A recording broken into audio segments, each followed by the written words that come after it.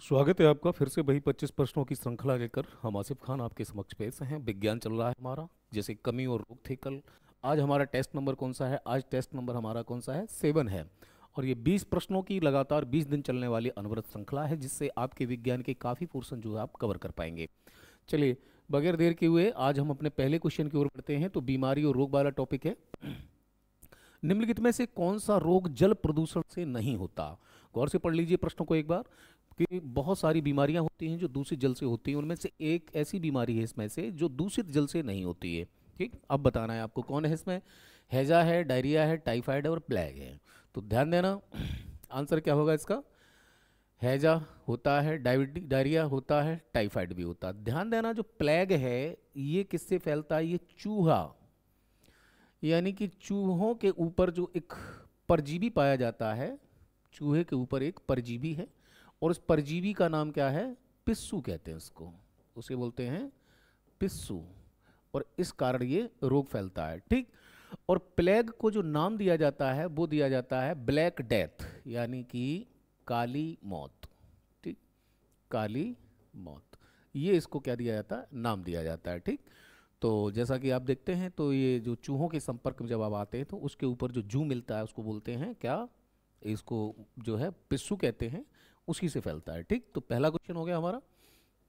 अगले क्वेश्चन की ओर बढ़ते हैं। अमीबियस, अमीबियासिस के कारण होता है, यानी अमीबियासिस एक बैक्टीरिया है और इसके कारण होगा क्या? ठीक, ये बहुत ही एक सूक्ष्म जीव होता है। बुखार आएगा? नहीं आएगा। सिर दर्द और जुकाम? नहीं है। तेज जुकाम? नहीं है। क्या होता है? पेचिस, यानी तीव्र दस्त जो होते हैं उसको पेचिस कहते हैं, और इसका मुख्य कारण जो होता है अमीबियासिस होता है। तो ये जो है आप ध्यान रखना है इसको। उपचार में क्या देते हैं पेचिस में? ORS, oral rehydration solution. चलिए, निम्नलिखित में से कौन सा बीजोजनित रोग नहीं है? यानी कि सबसे पहले इस शब्द को आप आइए, बीजोजनित, यानी कि जो रोग कैसे ना उत्पन्न हो? बीज, बीज से जो रोग उत्पन्न ना हो उसे बोलते हैं बीजोजनित। ठीक, चलिए देखते हैं इसके ऊपर। अंदर, उधर उधर। तो बीज जनित रोग नहीं है, इसके ऊपर हमें बताना है कि कौन सा बीज जनित नहीं है। तो कि गेहूं के दाने का आवरण गिर जाना, बिल्कुल है जी। दूसरा देखें, आलू में होने वाला मोजोइक रोग, गन्ने की जो लाल सड़न है, रेड डस्ट बोलते हैं उसको, रेड रस्ट, चावल के दाने के आवरण का सड़ जाना। ठीक है, जो चावल के ऊपर छिलका होता है वो क्या हो? वो सड़ जाए। ठीक, तो इसमें आप देखेंगे कि जो यहाँ देखें, आलू में होने वाला मोजोइक रोग, सबसे पहले आप देखते हैं तो मोजोइक जो रोग है इसी से ही किसकी खोज हुई थी? वायरस की। ल्यूवेन हॉक ने सबसे पहले जो खोज की थी वायरस की, वो किससे की थी? वो की थी कि जो चावल, वो जो तंबाकू के पत्ते थे उनके ऊपर जो वायरस की खोज हुई थी। ऐसी देसी भाषा में हम कह लेते हैं कि आलू आलू का झुलसा रोग, वो झुलसा रोग ही क्या होता है? उसी को बोलते हैं क्या? मोजोइक रोग। तो ये बीज से नहीं होता है, ये पत्तियों से है। ठीक, चलिए आगे आए। क्वेश्चन नंबर 4 है, मवेशियों में मुख और पैरों के रोग किसके कारण होते हैं? खास करके इसको देसी भाषा में बात कहें तो मुंह पका और खुरपका बोला जाता है। तो मुख और पैर के जो रोग होते हैं उन्हें खुरपका और मुंह पका बोला जाता है। इसका सबसे बड़ा जो कारण होता है वो क्या होता है? एक वायरस होता है। और इसी वायरस के कारण कहीं ना कहीं पशुओं में एक बीमारी होती है जिसे क्या बोलते हैं? पौंकनी। ठीक, और पौंकनी को ही एक और उसका होता है, इसमें बोलते हैं एंथ्रेक्स। ठीक, ये एंथ्रेक्स और पौंकनी, ये दोनों ही क्या है? ये पशुओं की बीमारी है। और दूसरा क्या है? मुंह पका और खुरपका। ठीक, तो ये जो है आंसर क्या होगा आपका? वायरस के कारण होते हैं। क्वेश्चन नंबर 5 है। क्वेश्चन नंबर 5 को देखें, किस बीमारी में पैरों में अत्यधिक सूजन आ जाती है? ठीक, हमने पिछले वाले टेस्ट में चर्चा की थी। कुष्ठ में होगी? नहीं होगी। हैजा पेट से संबंधित है। तपेदिक फेफड़ों से संबंधित है। इससे क्या संबंधित है? इससे फेफड़े प्रभावित होते हैं। ठीक, हैजा में क्या होता है? आंतें, यानी पाचन तंत्र, आंत प्रभावित होगी। कुष्ठ रोग से क्या प्रभावित होती है? त्वचा। अब रह गया आपका कौन सा एक रोग है? इसे बोलते हैं हाथी पांव, भील पांव या फिर फाइलेरिया। इस रोग का हमने नाम बताया था, नाम क्या है इसका? फाइलेरिया। ये क्या कहलाता है आपका? फाइलेरिया कहलाता है। और फाइलेरिया जो है संक्रमित मच्छर होता है जिसके कारण फैलता है, जिसे बोलते हैं क्यूलेक्स, यानी क्यूलेक्स। जो क्यूलेक्स है, तो क्यूलेक्स मच्छर के काटने से क्या होता है? फाइलेरिया होता है। पैर बहुत मोटा हो जाता है और असहनीय दर्द होता है। ठीक, चलिए आगे आते हैं। क्वेश्चन नंबर 6 है, पूछ रहा है निम्न में से कौन सा रोग मानव शरीर में रक्त कोशिकाओं यानी कि रेड ब्लड सेल्स यानी कि क्या कह रहा है, रक्त कोशिकाएं, यानी कि रक्त कोशिकाएं होती कौन सी हैं, एक तो कौन सी है आरबीसी और एक कौन सी है डब्ल्यूबीसी, और बोला है कि रक्त कोशिकाओं को प्रभावित करता है। ठीक, मस्तिष्क ज्वर क्या प्रभावित करेगा सेल्स को, ब्लड सेल्स को नहीं करेगा। क्यों, ये सिर्फ क्या होता है कि रीढ़ की हड्डी और मस्तिष्क की जो कवच है उस पर जो एक झिल्ली होती है, उनको ढकने का जो आवरण होता है उस पर क्या आ जाती है, स्वेलिंग आ जाती है, उससे होता है मस्तिष्क ज्वर। ऐसी का आगे का रूप हो जाता है मेनिंजाइटिस। पोलियो से क्या होता है कि तंत्रिका तंत्र, ठीक, इससे तंत्रिका तंत्र प्रभावित होता है। ठीक, छोटी चेचक आप पता है क्या होता है, इससे त्वचा प्रभावित होती है और अस्थायी निशान छोड़ जाती है, स्थायी नहीं।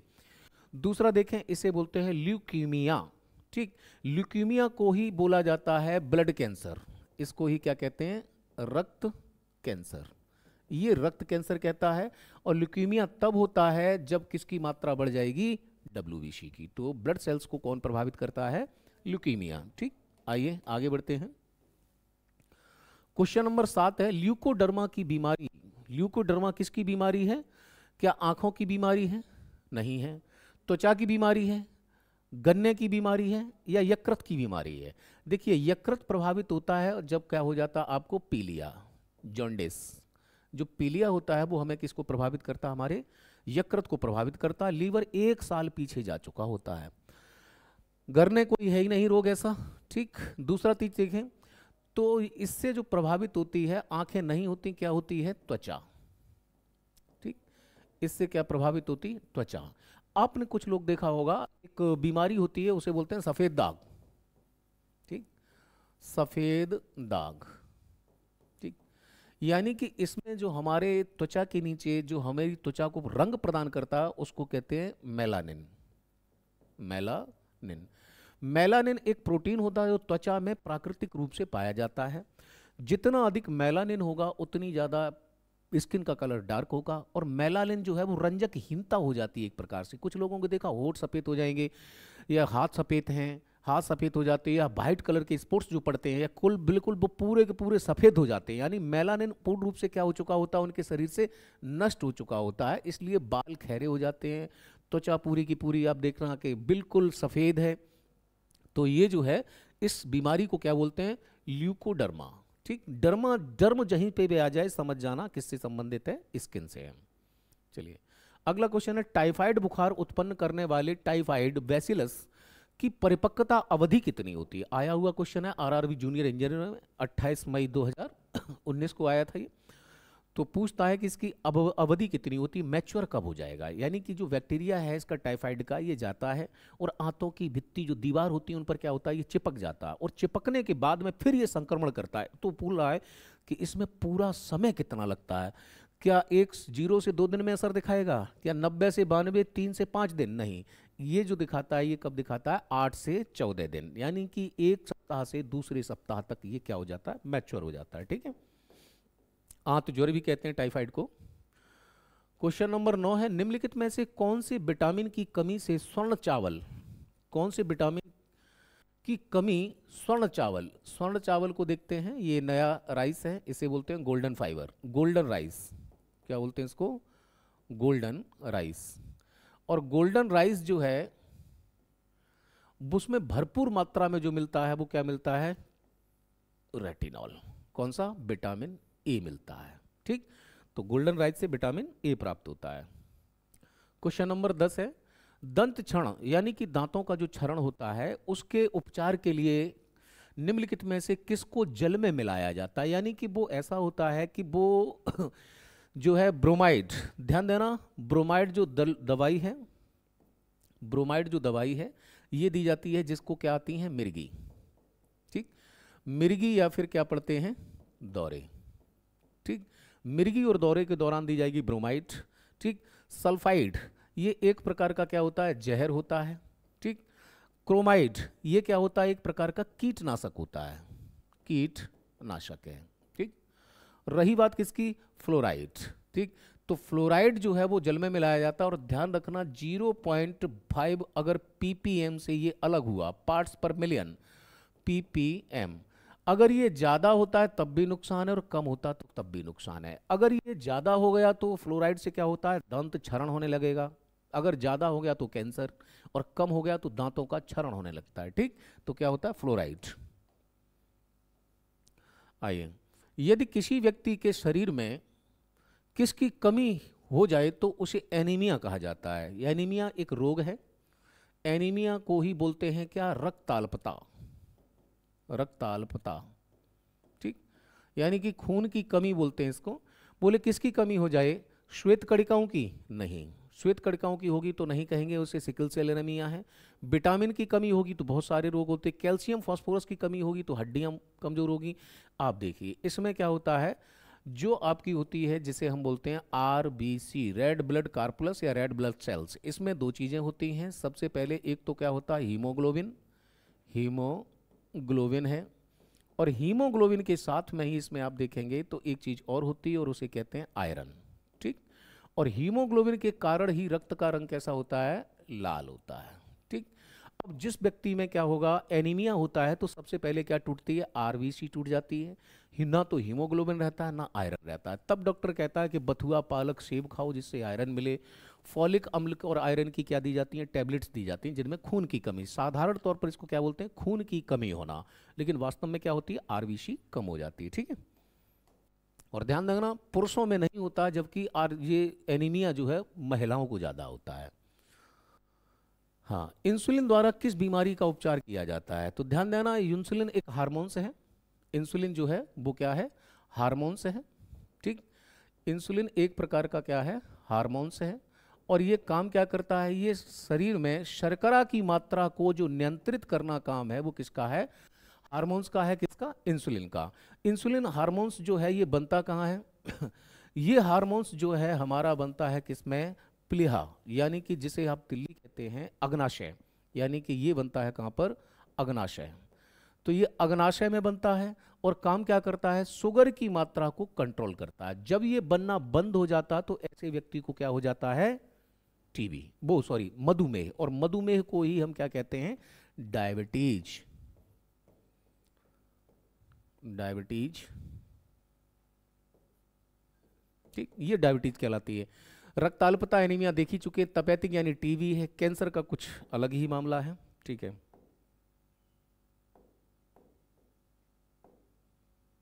अगले क्वेश्चन की ओर बढ़ते हैं हम। तो क्वेश्चन नंबर 13 कह रहा है कि निम्न में से कौन सी एक वायु संचरित बीमारी है, यानी ऐसी बीमारी जो किसके माध्यम से फैलती है, वायु के माध्यम से फैलती है। देखिए, पटकी, ऐसा कोई रोग सुना है आपने, पटकी, ऐसा कोई रोग सुना है। पटकी क्या होता है, ये जानवरों में होने वाला एक रोग होता है, विकार होता है। ठीक, दूसरा हेपाटाइटिस ए, ये वायरस के कारण होता है। ये किसके कारण होगा, वायरस के कारण होता है।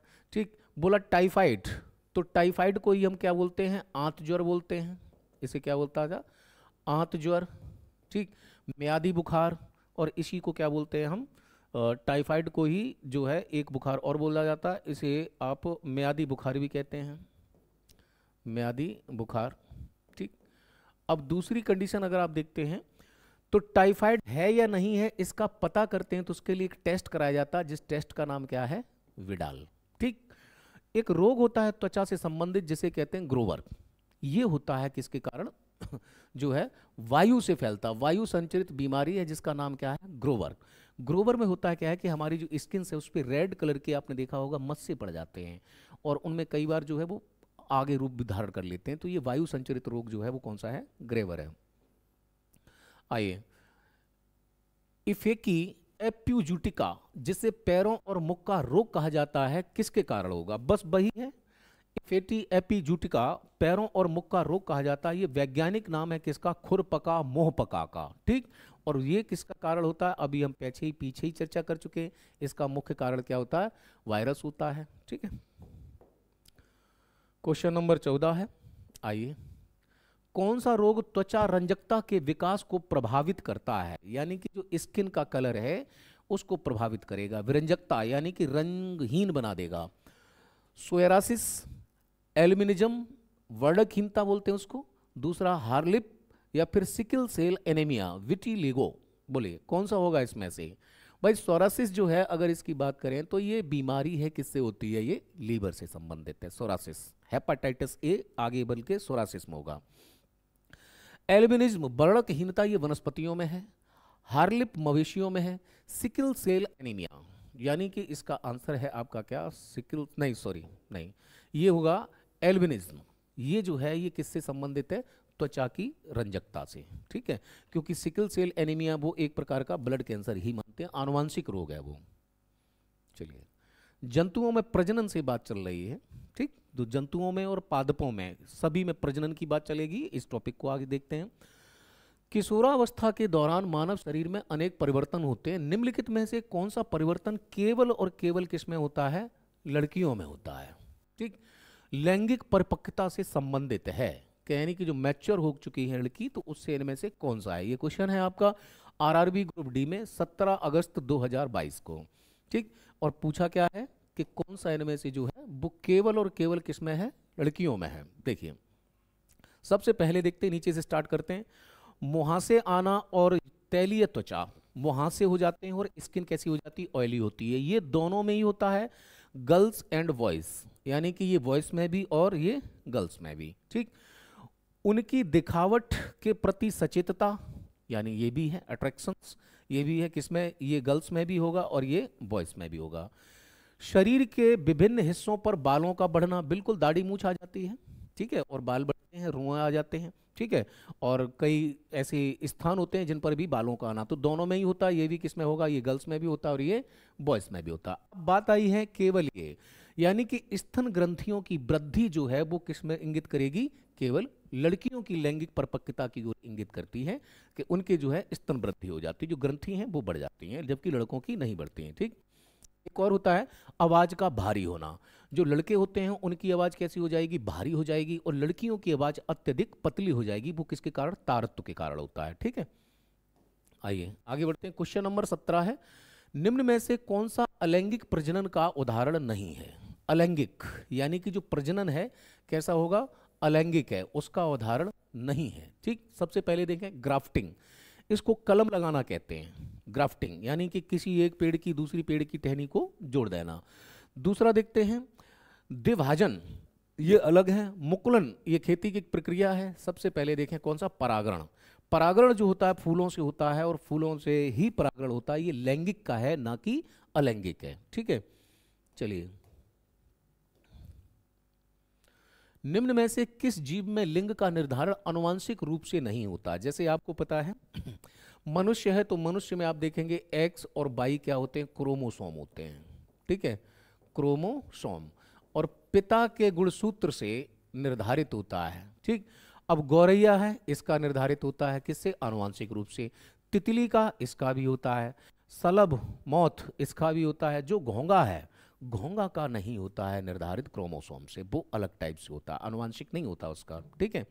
आइए, क्यों, इसका जो है देखिए बड़ा कारण होता है। कारण क्या है इसका, यानी कि जितने भी क्या हैं सरीसृप है, रेप्टाइल्स, क्या बोलते हैं इनको, सरीसृप, समझ लो इसको, जो सरीसृप हैं। अब सरीसृप में देखेंगे आप तो एक तो क्या हो जाएगा, सांप है। दूसरा देखेंगे जो पेट के बल चलते हैं, एक क्या हो जाएगा आपका, छिपकली है, ठीक, छिपकली है। दूसरा देखेंगे तो एक होती है लिजार्ड, ड्रैगन लिजार्ड, ठीक, एक लिजार्ड है। दूसरा देखेंगे कछुआ है, ठीक, कछुआ है। तो ऐसे ये जो होते हैं ये क्या देते हैं, ये हमेशा अंडे देते हैं।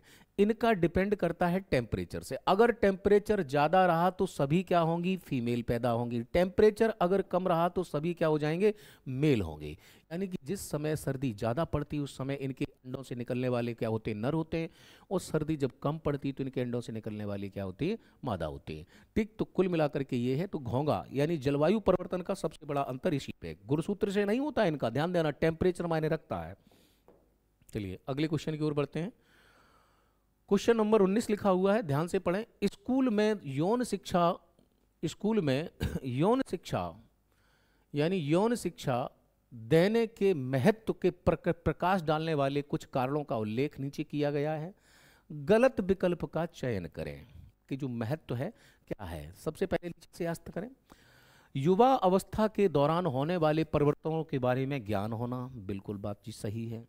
विभिन्न मिथकों और गलत धारणाओं को हतोत्साहित करना, बिल्कुल सही है। किशोरों को यौन शोषण से दूर रखने में मदद करता है, बिल्कुल सही है। अपने शरीर में परिवर्तन के बारे में जानकर किशोर एक दूसरे का क्या बनाते हैं, मजाक बनाना शुरू कर देते हैं, ये चीज गलत है। ठीक है, तो गलत का चयन करना था, ये हो चुका है आपका। ठीक, आगे आए। मौखिक गर्भ निरोधक गोलियां जो हैं, एंटी प्रेगनेंसी जो टैबलेट्स हैं, तो बोले कि वो किसको रोकती हैं, किसको रोकने का कार्य करती हैं, तो अंडोत्सर्ग को रोकती हैं क्या? अंडोत्सर्ग को रोकती हैं, हाँ जी बिल्कुल रोकती हैं। अंडोत्सर्ग और निषेचन दोनों को रोकती हैं। अंडोत्सर्ग, निषेचन और आरोपण नहीं रोकती हैं। अंडोत्सर्ग और आरोपण नहीं रोकती हैं। केवल अंडोत्सर्ग नहीं रोकती हैं। आंसर होगा आपका ठीक जी वाला, कि ये अंडोत्सर्ग यानी अंडों का उत्सर्जन और प्लस निषेचन, इन दोनों को ही रोक देते हैं, जो ओरल तरीके से एंटी प्रेगनेंसी टैबलेट्स होते हैं। ठीक है, तो आज के हमारे 20 प्रश्न यहाँ समाप्त होते हैं। चेक कर लीजिए, पढ़ लीजिए ढंग से। आगे देखते हैं, तो अभी ये टॉपिक बाकी है, अगले क्वेश्चन जो है हम लेके आएंगे इसी टॉपिक से। फिर 20 प्रश्नों के लिए तैयार रहिए, तब तक के लिए जय हिंद, नमस्कार।